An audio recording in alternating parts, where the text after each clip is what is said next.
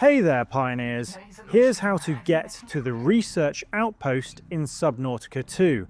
The Research Outpost is one of the mid-game locations you'll eventually receive a signal for as you progress through the main story. However, you can reach it early as long as you have the heat tolerance adaptation, a tadpole, and enough supplies for the journey. Starting from your life pod, swim straight east, avoiding any unnecessary turns. You'll eventually reach the volcanic zone.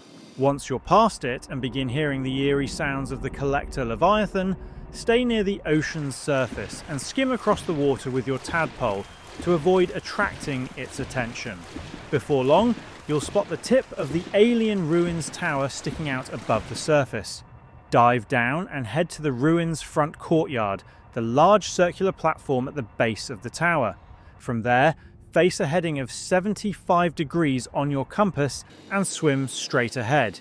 You'll eventually come across an abandoned underwater base. Head to its entrance, where you'll see the Research Outpost sign. To officially establish it as your outpost, enter the base, follow the corridor, and go through the doorway with the glowing force field that keeps the water out. Inside, you'll find a biobed. Interact with it to set the Research Outpost as your new respawn point. You'll also find several lockers containing useful supplies. You can even start a new base there if you want, and that's all of it.